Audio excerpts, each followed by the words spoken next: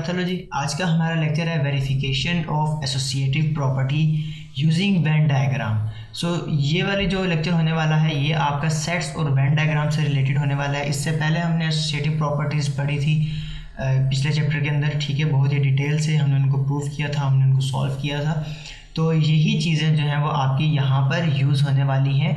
और इसके साथ साथ जो है वो पीछे जो हमने कुछ सेट्स के कॉन्सेप्ट्स पढ़े हैं वो सब जो है वो यहाँ पर यूज़ होने वाले हैं। इसमें यूनियन, इंटरसेक्शन, एंड, और का कॉन्सेप्ट, ठीक है। तो वो सब यहाँ पर यूज़ होने वाला है। तो आगे बढ़ने से पहले वीडियो को लाइक कर दें, चैनल को सब्सक्राइब कर दें, और वो पुरानी सारी वीडियोस आपको जो प्लेलिस्ट में और डिस्क्रिप्शन बॉक्स में मिल जाएंगी। यहाँ पर हमारे पास दो प्रॉपर्टीज़ हैं जिसमें हम पहली देख लेते हैं। पहली प्रॉपर्टी अगर हम देखें तो वो आपकी है associative property with respect to union, ठीक है। तो यूनियन में क्या होगा कि एसोसिएटिव प्रॉपर्टी में आपके जो है वो सारे के सारे आपके यूनियंस यहाँ पर मौजूद होंगे। Is equal to A union B union C, ठीक है। ये हमारी है एक एसोसिएटिव प्रॉपर्टी।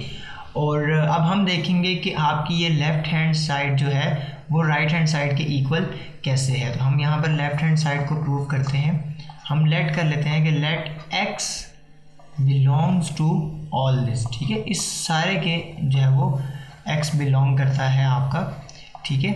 तो यहाँ पर जो है आपका x बिलोंग करता है इस पूरी लेफ्ट हैंड साइड को। x कोई भी एक रियल नंबर हो सकता है, ठीक है।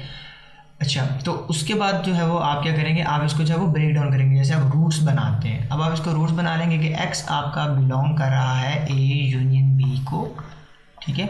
और x आपका, ठीक है, यहाँ पर आप यूनियन लगाएं, x आपका बिलोंग कर रहा है c को, ठीक है। अब आप a यूनियन b को भी ब्रेक डाउन कर सकते हैं। तो x आपका बिलोंग कर रहा है a को यूनियन, x आपका बिलोंग कर रहा है b को यूनियन, और x आपका बिलोंग कर रहा है c को। अब अगर आप यहाँ से इसको दोबारा कंपोज करें, दोबारा इसको आप जो है वो क्लोज करें, तो आप इसको ऐसे कर सकते हैं कि x belongs to a union x belongs to b, और c को जो है वो आप एक ही बॉक्स के अंदर, एक ब्रैकेट के अंदर क्लोज कर सकते हैं। और इस पूरे में से अगर आप x कॉमन ले लें तो एट दी एंड ये यही हो जाएगा, x belongs to a union b union c, ठीक है। ये एक जो है वो सिंपल तरीका है आपका इसको प्रूफ करने का, और यही आप जो है वो प्रूफ कर सकते हैं। आप राइट हैंड साइड अगर पुट करें, उसको आप ब्रेक डाउन करें, और लेफ्ट साइड को आप जो है वो दोबारा क्लोज करेंगे, ए यूनियन बी को क्लोज करेंगे, ठीक है। तो यहाँ पर जो है वो मैं इसको ऐसे लिख सकता हूँ, हेंस प्रूफ्ड, ठीक है। हेंस प्रूफ्ड आपका क्या है, A union B union C is subset of A union B union C, ठीक है। तो अब आपका ये चीज़ प्रूफ हो गई है, और अब आपको ये प्रूफ आपका यूज़ कहाँ पर होगा वो एक अच्छी एग्जांपल है, उसको हम देखेंगे यहाँ पर। तो इस एग्जांपल को अगर हम यहाँ पर सॉल्व करें, एक एग्जांपल ले लेते हैं हम। तो आपके पास जो है वो एक सेट होगा A, ठीक है। हम A सेट ले लेते हैं कोई भी। आपके पास A सेट अगर हम यूज़ कर लें 2 4 6 8 10, ठीक है। B हम यूज़ कर सकते हैं 1 2 3 4 5 6 7, ठीक है। Natural numbers up to 7। C हमारे पास आ जाएंगे, हम यहाँ पर कुछ प्राइम नंबर्स ले लेते हैं 2 3 5 7 11, ठीक है। अब वैसे तो हमारा काम जो है वो अगर हम उसको देखें यूनियन को, सॉरी एसोसिएटिव प्रॉपर्टी को, तो वो हमारे पास तो A, ठीक है, यूनियन अगर लगाएं, और B यूनियन C, ठीक है। और ये हमारा सारा काम जो है वो A B और C के साथ है। लेकिन इन प्रॉपर्टीज़ को प्रूफ करने के लिए अगर ऐसे में बोला जाए कि verify the associative property using Venn diagram, ये आपका क्वेश्चन होगा यहाँ पर। तो इसके लिए आप जो है वो एक यूनिवर्सल सेट भी यूज़ करेंगे। तो यूनिवर्सल सेट हमें यहाँ पर क्या दिया गया क्वेश्चन के अंदर, आपको नेचुरल नंबर दिए गए हैं अप टू 15, ठीक है। आप अगर आपके पास जब भी ऐसे होता है तो आप डॉट डॉट डॉट लगाकर आप आखिर से 15 लिख सकते हैं। तो पहले 2-3 नंबर से ही आपको सीक्वेंस का अंदाज़ा हो जाता है कि यहाँ पर क्या हो रहा है बेसिकली। अब जो है वो मैं इसको यहाँ पर सॉल्व कर लेता हूँ, और हम देख लेते हैं कि हमारे पास यहाँ पर क्या चीज़ें आएंगी। तो हमारे पास अगर मैं लेफ़्ट हैंड साइड को लेके चलूँ तो लेफ़्ट हैंड साइड में हमारे पास है A union B union C, ठीक है। इसको दो तरीके से आप लिख के सॉल्व कर सकते हैं। मैं दोनों मेथड आपको बता देता हूँ, आपको जो भी इजी लगता है आप वो आगे जो है वो कंटिन्यू कर सकते हैं। फर्स्ट वाला मेथड थोड़ा लेंथी होगा, तो हम यहाँ पर लिख लेते हैं। पहले सबसे पहले आप A की जो है वो सेट लिखेंगे, तो 2 4 6 8 10, ठीक है। उसके बाद आपने लिखना है यूनियन, फिर ब्रैकेट, फिर आपका B का सेट आ गया। तो B का सेट है 1 2 3 4 5 6 7, उसके बाद यूनियन और आपका जो है वो C का सेट आ जाएगा 2 3 5 7 11, ठीक है। बोर्ड मास रूल आपने पढ़ा है, ठीक है, या बिड मास रूल जो भी है सेम है दोनों, ठीक है। तो आपकी जो ये टर्म है अभी आप इसको सॉल्व नहीं करेंगे, आप एज इट इज़ इसको नीचे लिखेंगे, ठीक है, और यहाँ पर आप यूनियन लगाएंगे और आप पहले इस ब्रैकेट को सॉल्व करेंगे। इस ब्रैकेट को सॉल्व करेंगे आप, तो आपके पास क्या हो जाएगा 1 2 3 4 5 6 7, ये सारी तो इसके अंदर ही आ रही हैं, और उसके बाद आ रहा है आपके पास 11। तो 1 2 3 4 5 6 7 11, ठीक है। अगर आपको यूनियन इंटरसेक्शन का नहीं पता तो पिछली वीडियो में मैंने बहुत ही डिटेल से बताया था कि यूनियन इंटरसेक्शन लेते हुए क्या चीज़ें आपको देखनी चाहिए, क्या नहीं देखनी चाहिए। तो यहाँ पर हम इन दोनों को कंबाइन कर देते हैं, जो रिपीटेटिव हैं उनको हम छोड़ देंगे। तो 1, ठीक है, आ गया आपके पास, उसके बाद 2, उसके बाद 3 4 5 6 7, उसके बाद 8, उसके बाद 10, उसके बाद 11, ठीक है। अब ये तो आपके पास होगी लेफ़्ट हैंड साइड। अब इसी तरह आप जो है वो यूज़ करेंगे, अब आप राइट हैंड साइड यूज़ करेंगे। सो राइट हैंड साइड जो है वो मैं सेकंड मेथड से, जो शॉर्ट मेथड है उससे सॉल्व कर लेता हूँ। सो 1 A यूनियन B, ठीक है। अब राइट हैंड साइड मेरी टोटल जो है वो मेरे पास A union B union C है, तो पहले मैं A यूनियन B लिखूँगा, ठीक है, और फिर मैं इसको आगे लेके चलूँगा। तो इससे हमारी जो है वो जो राइटिंग मटेरियल है वो कम होगा, और हम क्वेश्चन को जो पार्ट सॉल्व कर रहे हैं हम सिर्फ उसी पे फोकस करेंगे। तो वो फोकस कैसे होगा वो हम यहाँ पर देख लेते हैं। तो आपके पास यहाँ पर है A 2 4 6 8 10, ठीक है, यूनियन, और आपके पास B है 1 2 3 4 5 6 7, ठीक है। अब आप जो है वो इन दोनों को आप यूनियन ले लें, ऐड कर लें, ठीक है। तो आपके पास आ जाएगा 1 2 3 4 5 6 7 8 और 10, ठीक हो गया। अब आपके पास नेक्स्ट था इसके साथ यूनियन C। तो अब आप जो है वो जैसे मैथमेटिकल की टर्म है, जैसे आप बहुत साइड पे ऐड करते हैं, इसी तरह आप जो है वो इक्वालिटी के बहुत साइड पे यूनियन C ले लेंगे। तो यहाँ पर तो आपका जो है वो ये टर्म आपकी दोबारा आ जाएगी, ठीक है, और आपका जो है वो उसके साथ आ जाएगा यूनियन, और आपका आ जाएगा C 2 3 5 7 11, इस तरीके से आ गया आपका। और आप इन दोनों का यूनियन ले लेंगे तो आपके पास आ जाएगा 1 2 3 4 5 6 7 8 10 11, ठीक है। अब आपका एक ये आ गया और आपका एक ये आ गया। देखने में तो दोनों यहाँ पर आपके पास सेम है, लेकिन आप क्वेश्चन में क्या बोला गया है कि prove the associative property with respect to क्या, with respect to Venn diagram. तो अब आपको जो है वो वेन डायग्राम बनानी है, और वेन डायग्राम बना के आपको बताना है कि क्या आपके दोनों आंसर जो हैं वो ठीक आए हैं या नहीं। तो मैं इनके सामने ही वेन डायग्राम बना लेता हूँ, ठीक है, ताकि हमारे लिए थोड़ा सा ईजी हो इसको देखना। तो आप एक और चीज़ याद रखेंगे कि मैंने इसको प्रूफ करने के लिए मैंने यूनिवर्सल सेट भी लिया था। तो इस यूनिवर्सल सेट का यहाँ पर यूज़ करेंगे ताकि हम जो है वो अपने डायग्राम को थोड़ा सा प्रूफ कर पाएँ अच्छे से। वो क्यों होगा वो मैं आपको बनाने के बाद बताऊँगा कि हमने यूनिवर्सल सेट लिया क्यों है। तो सबसे पहले जो है वो आप ये वाला पोर्शन आपका जो है ये कॉमन है A B का, ठीक है, ये वाला आपका पोर्शन तीनों का कॉमन है A B और C का।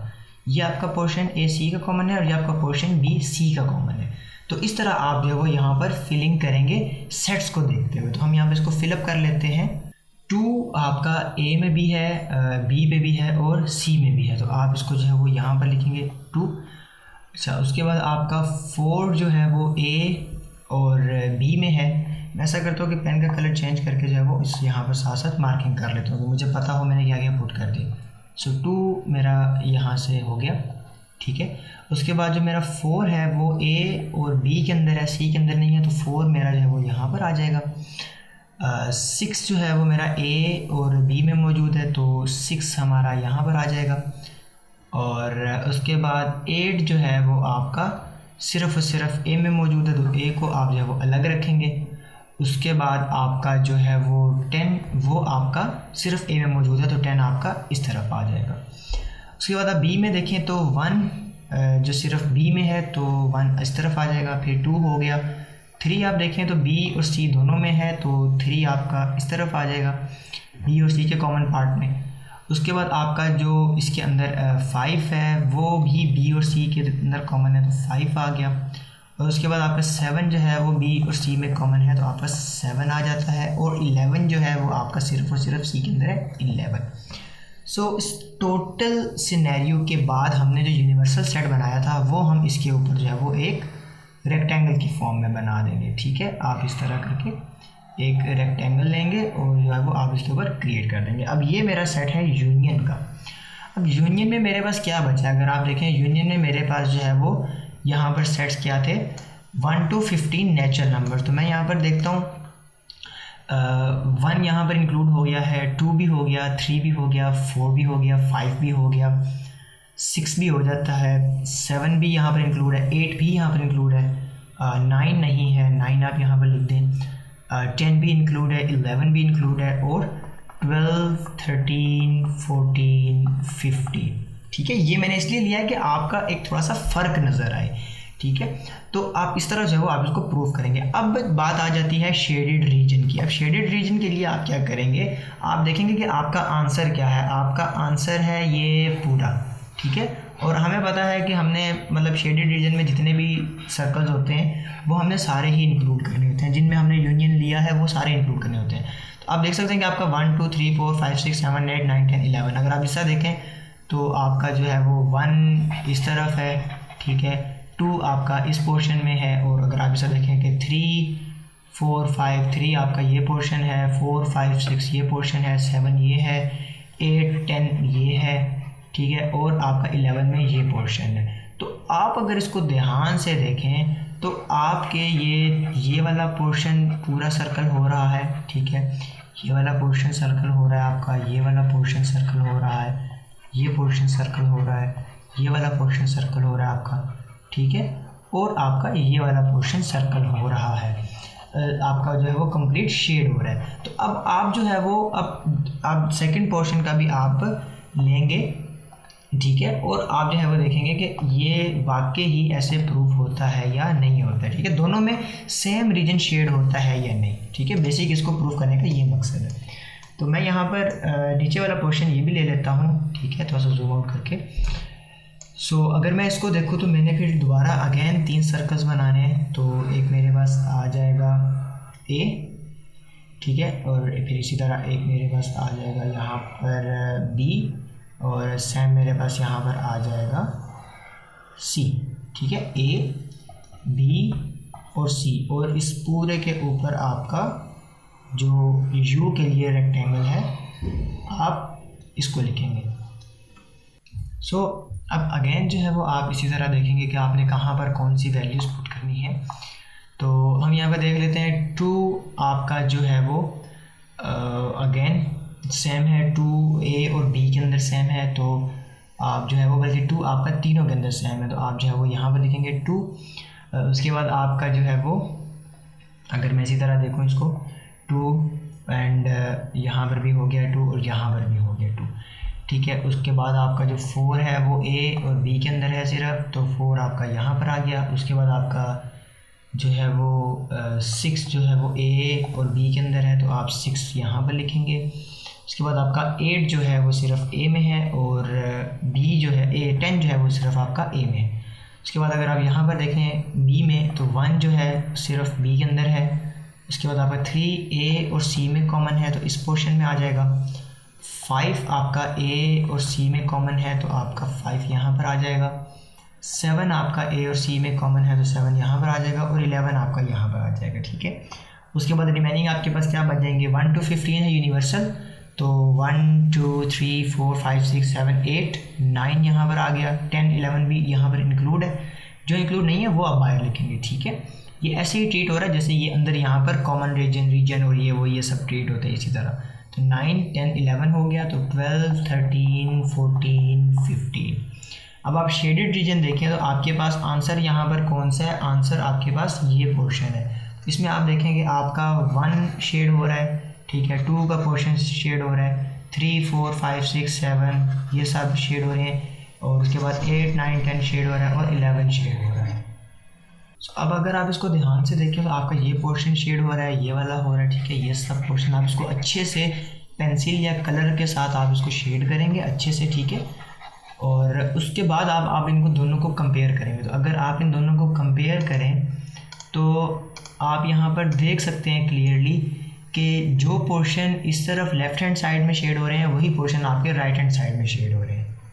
तो आपकी ये प्रॉपर्टी जो है वो यहाँ पर प्रूव होती है, ठीक है। आपने इस तरह से इसको बताना है कि ये प्रॉपर्टी यहाँ पर प्रूव होती है। नेक्स्ट अब हम इसमें सेकंड प्रॉपर्टी देख लेते हैं। तो सेकंड प्रॉपर्टी हमें क्या कहती है कि आपकी जो सेकंड प्रॉपर्टी है वो आपकी इंटरसेक्शन की आ जाएगी, ठीक है। सेकंड प्रॉपर्टी आपकी इंटरसेक्शन की आ जाएगी, A intersection B intersection C is equal to A intersection B intersection C, और ब्रैकेट्स का यहाँ पर फ़र्क आ जाएगा।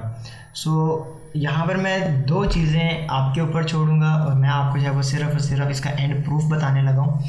इसमें पहली चीज़ क्या है, पहली चीज़ ये है कि जैसे हमने यहाँ पर ये ऊपर प्रूफ किया है ये सारा, ठीक है, आपने यही सारा प्रूफ जो है वो इंटरसेक्शन के लिए करना है, ठीक है। सेकंड थिंग, हमने ये जो सारी ये वैल्यूज़ यूज़ करके हमने ये राइट हैंड साइड और लेफ़्ट हैंड साइड यूज़ किए हैं, ये आपने सारे के सारे जो है वो फाइंड आउट करने हैं। मुझे उम्मीद है क्योंकि आपने लास्ट लेक्चर्स भी देखे हैं तो आपको यूनियन इंटरसेक्शन का अच्छे से आइडिया होगा। मैं यहाँ पे इसकी वेन डायग्राम्स बनाने लगा हूँ और वेन डायग्राम्स बना के आंसर्स मेंशन करने लगा हूँ और उससे वेन डायग्राम बना के आपको बता दूंगा कि ये प्रूफ होती हैं या नहीं होती है। तो यहाँ पर मेरे पास जो है वो लेफ़्ट हैंड साइड का जो आंसर आ जाएगा वो मेरे पास ये है। अब आपके पास जो है वो ये सॉल्यूशन है इसका लेफ़्ट हैंड साइड का और राइट हैंड साइड का, जिसमें आपका सिर्फ जो 2 का रीजन है वो शेड हो रहा है। तो हम यहाँ पर चलते हैं और यहाँ पर हम जो है वो इसको ऊपर जो हमने डायग्राम बनाई है हम उसी को शेड करके देखेंगे कि हमारे पास क्या आंसर आते हैं। सो ये असाइनमेंट, ये सेकंड पार्ट टोटली आपके ऊपर ऐसा असाइनमेंट है, मैं आपको सिर्फ और सिर्फ बता रहा हूँ कि इसमें क्या होने वाला है। तो लेफ़्ट हैंड साइड में अगर आप देखें तो आंसर है आपका 2, यानी कि लेफ़्ट हैंड साइड में आपका सिर्फ और सिर्फ ये वाला पोर्शन 2 वाला पोर्शन शेड होने वाला है, ठीक है। और राइट हैंड साइड में भी आपका आंसर 2 है, आपका सिर्फ ये वाला पोर्शन शेड होने वाला है। तो आप देखें कि दोनों में आपके सेम पोर्शन शेड हो रहे हैं, तो इसका मतलब है कि आपकी जो ये प्रॉपर्टी है ये भी आपकी यहाँ पर प्रूफ होती है, ठीक है, ये भी आपकी यहाँ पर प्रूफ होती है। सो इस तरीके से जो है वो आप इन दोनों को सॉल्व करेंगे, इनकी डायग्राम्स बनाएंगे और इनकी डायग्राम्स के बाद जो आंसर्स हैं आप वो शेड करेंगे। सो उम्मीद है आज का लेक्चर आपके लिए हेल्पफुल रहा होगा। अगर ये वीडियो आपके लिए हेल्पफुल है तो वीडियो को लाइक कर दें, चैनल को सब्सक्राइब कर दें। मिलते हैं नेक्स्ट वीडियो में, तब तक के लिए प्रैक्टिस करते रहिए। अल्लाह हाफिज़।